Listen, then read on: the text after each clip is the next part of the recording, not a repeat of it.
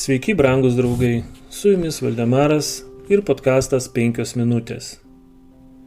Jokio skirtumo tarp kartų. Berniukas Samuelis tarnavo viešpačiui, Elio prižiūrimas. Tomis dienomis Dievo žodis buvo retas ir regėjimas nedažnas.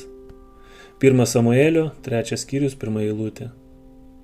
Kad ir koks jaunas į šventyklą buvo atvestas Samuelis, jis net ir tada turėjo pareigas, kurias pagal savo galimybės galėjo atlikti tarnavime Dievui.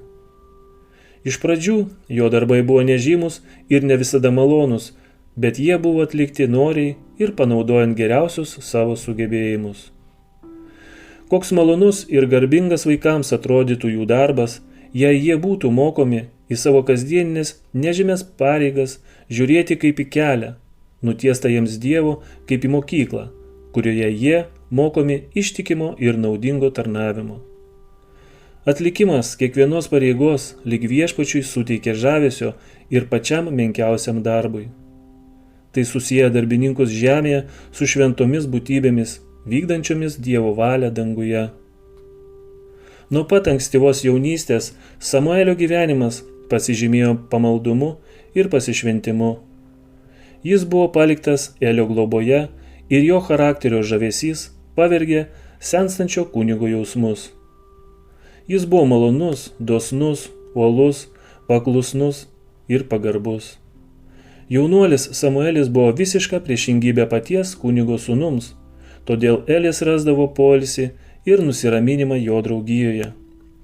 Tai buvo nepaprastas dalykas, kad tarp Elio, visos tautos vadovo, ir paprasto vaiko galėjo egzistuoti tokia artima draugystė. Samuelis buvo naudingas ir mylintis, ir joks tėvas nemylėjo savo vaikų švelniau, nei Elis mylėjo šį jaunuolį.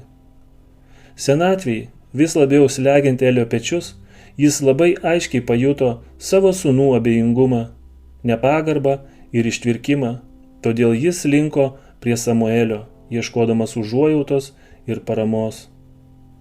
Kaip malonu matyti, kad jaunuolis ir senas žmogus taip pasitikė vienas kitu. Jaunuolis į senolį kreipėsi patarimo ir išminties, o senolis jaunolio draugijoje suranda pagarbą ir supratimą. Taip ir turėtų būti.